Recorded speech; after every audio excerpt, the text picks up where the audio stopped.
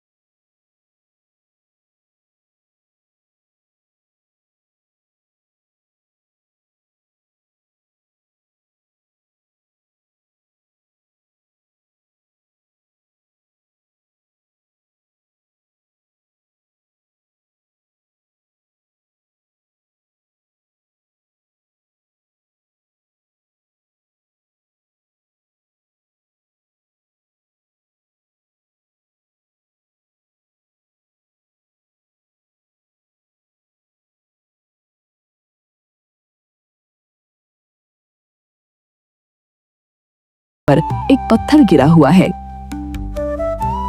अरे ये तो हाँ, बच्चे बनाते रहते हैं। आप आइए। हाँ चलो।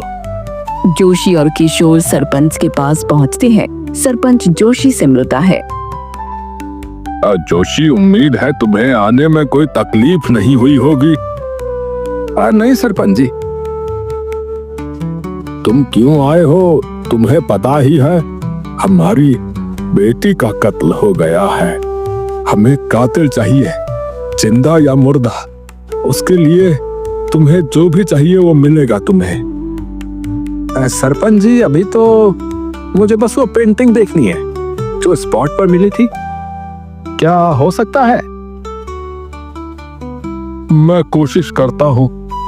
आज तुम आराम करो। अच्छा ठीक है सरपंच जी, अभी मैं चलता हूँ। अच्छा। गांव में बहुत शोर हल्ला मच रहा है। जोशी उठता है। जोशी किशोर को बुलाता है। किशोर, इधर आओ तो जरा। किशोर जोशी के पास आता है।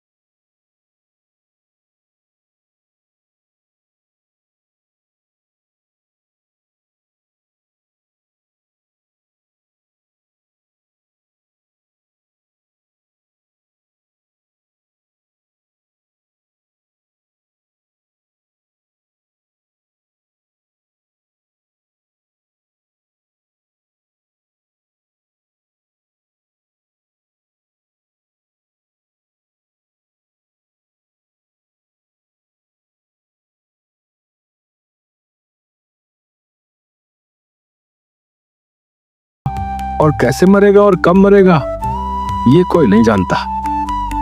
किशोर जोशी को वहीं से पुलिस स्टेशन ले जाता है।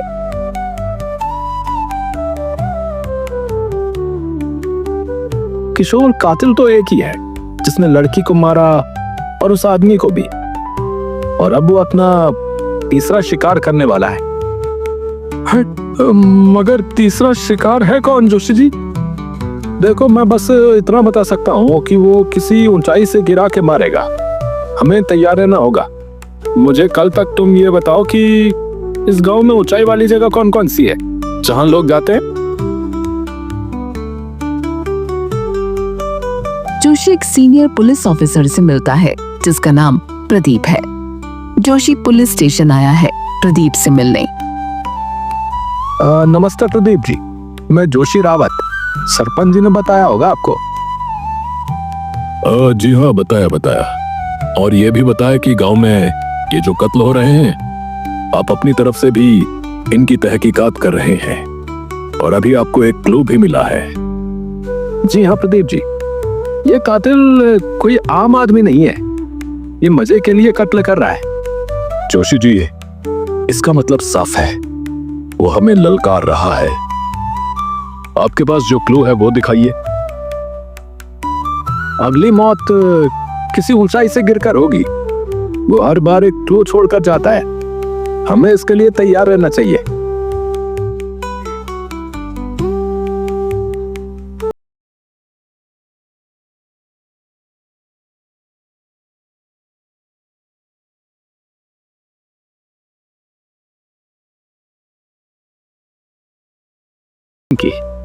वहां वो आ सकता है, हम लोग वहीं रहेंगे। क्या पक्का वो वहां आएगा?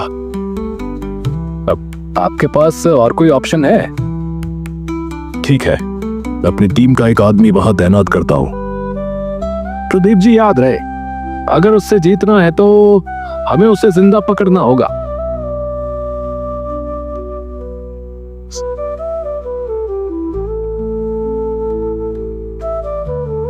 पानी की टंकी के ऊपर से दो लोग निगरानी कर रहे हैं, एक जोशी और दूसरा कांस्टेबल वीरपाल।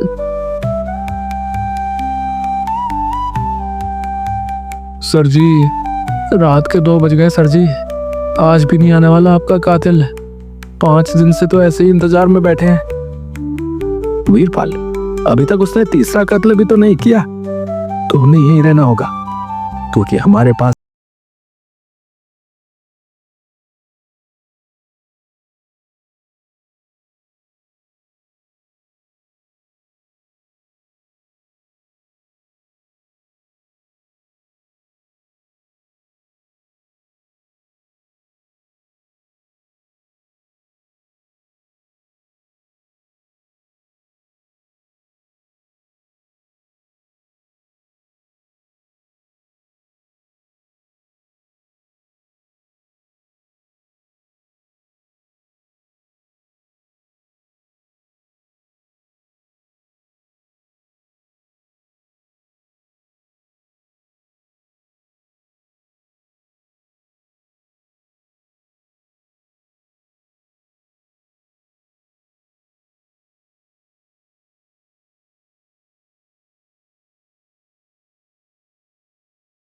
बीड़ी पीने के लिए टंकी की दूसरी साइड पर जाता है।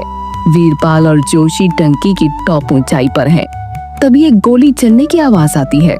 जोशी भागकर वीरपाल के पास आता है तो देखता है कि वीरपाल की लाश टंकी से नीचे जमीन पर गिर गई है और दूर एक आदमी गन लिए खड़ा है जो कि कातिल है। जोशी सीढ़ियों की मदद से टंकी से नीचे उतरता है जहां वीरपाल की लाश लहूलुहान पड़ी है जो मर चुका है। भाग भाग, मैं भी देखता हूँ तू कितनी दूर तक भागता है, भाग। जोशी जंगल की तरफ भागता है जहां उसने कातिल को देखा था। लगता है भाग गया, मुझे थोड़ा और जल्दी आना चाहिए था। तभी पीछे से जोशी के सर पर कुल वार करता है। जोशी बेहोश हो जाता है। जोशी होश में आता है तो तेज धूप निकल गई है। मेरे हाथ से वो निकल गया, वो यही था। कभी जोशी अपनी शर्ट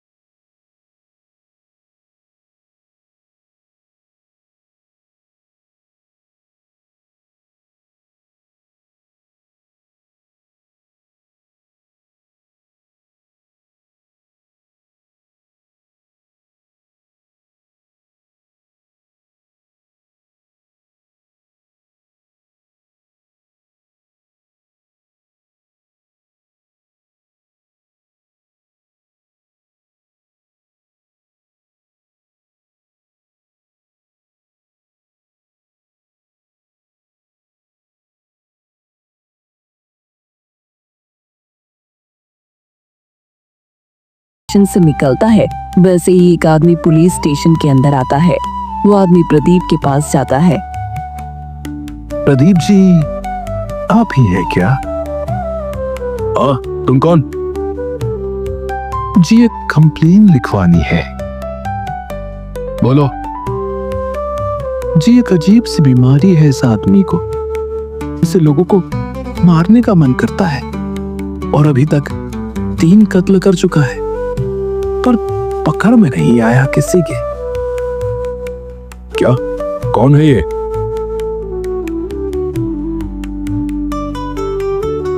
मैं ही तो हूँ, पेंटर।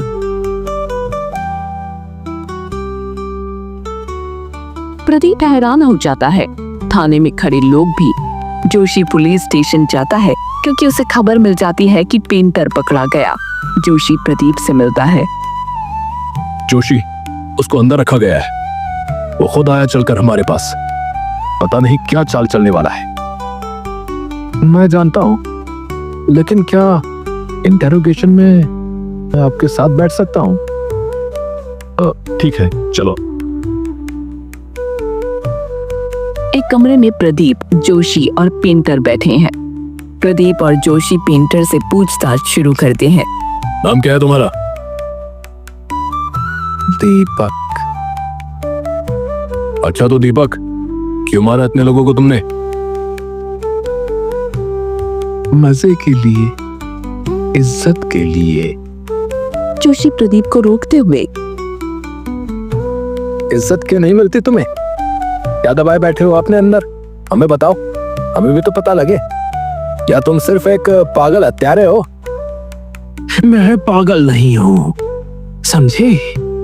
जो कुछ भी मैंने किया उसके पीछे एक वजह है। हाँ तो बताओ ना, हमें भी बताओ। मेरी माँ के जाने के बाद मैं और मेरे पिता टूट गए थे। मेरी मम्मी की मौत बीमारी से हुई थी। मैं उस वक्त 5 साल का था, लेकिन मेरे चाचा चाची की नजर मेरे पिता की जायदाद पर थी। पिता के मरने के बाद सारी जायदाद चाचा की हो जाती। चाचा और चाची प्लान बनाते हैं।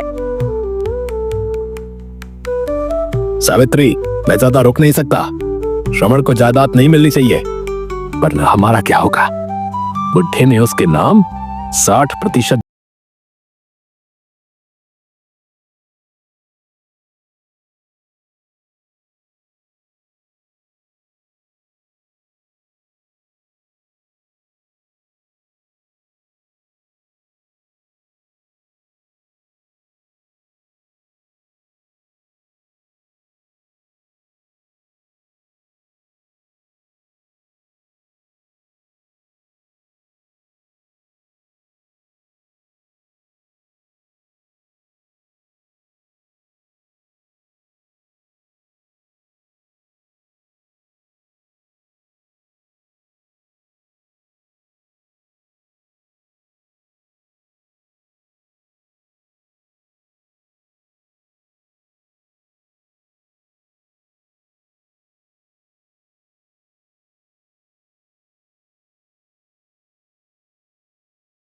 पापा को बटुआ सड़क पर गिरा मिलता है। तो ये रहा। तब ये गाड़ी आकर पापा को टक्कर मार कर निकल जाती है। दीपक पूरे हादसे को अपनी आंखों से देखता है। उसके बाद मेरे चाचा ने पुलिस को पैसे खिला दिए और वो केस बंद हो गया। मैंने अच्छी तरह देखा था, उस गाड़ी में चाचा ही बैठा था। मैंने कुछ पेंटिंग उस दृश्य की पुलिस ऑफिसर को दी, लेकिन उसने वो पेंटिंग कूड़े में फेंक दी। किसी ने मेरी बात नहीं सुनी, न अदालत में न तुम्हारे कानून ने। मेरे चाचा ने मेरे हिस्से की जायदाद ही हथिया ली। फिर एक रात चाचा और चाची घर में सो रहे थे। चाचा और चाची घर में सो रही हैं। दीपक हाथ में छुरी उठाता है और चाचा चाची को जान से मार देता है। मैं उन्हें मारकर भाग आया, जिस गांव में रहा, यहाँ पला बढ़ा। फिर तुमने जो है बाकी की ये दिन का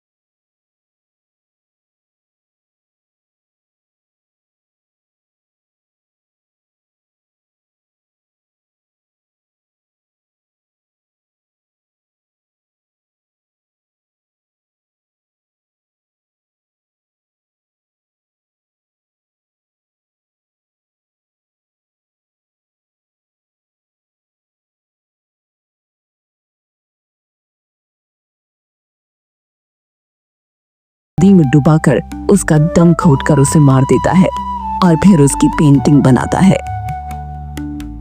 सरपंच की बेटी को पेंटिंग चाहिए थी, बना दी उसकी पेंटिंग। ले ले ले, रख ले इसे। ये बताओ कि फिर उस आदमी को क्यों मारा? आदमी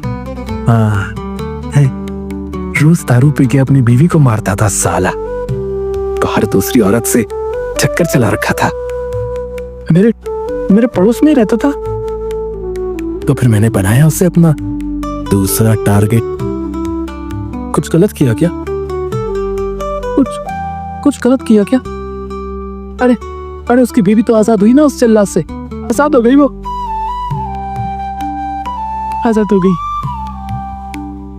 और फिर वीरपाल को क्यों मारा?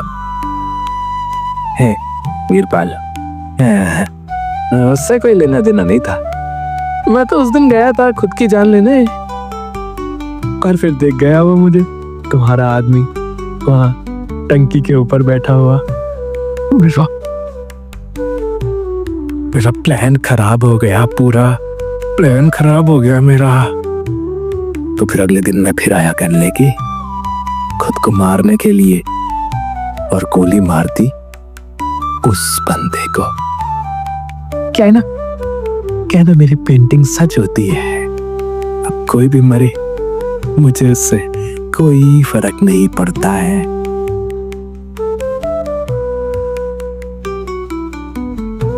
जोशी प्रदीप का गुस्सा देखते हुए उसे बाहर भेजता है कमरे से। प्रदीप बाहर जाता है। तुमने मुझ पर हमला किया और मुझे एक क्लू दिया। क्लू था एक पुलिस वाला खुद को गोली मारेगा, लेकिन तुम बैठे हो हमारे सामने निहत्थे, यानी कि तुम हार चुके हो। हार?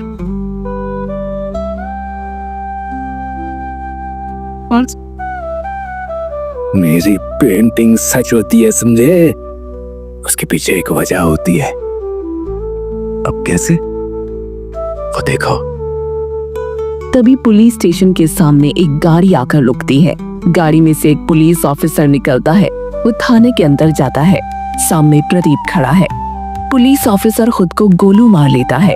जोशी और प्रदीप हैरान रह जाते हैं।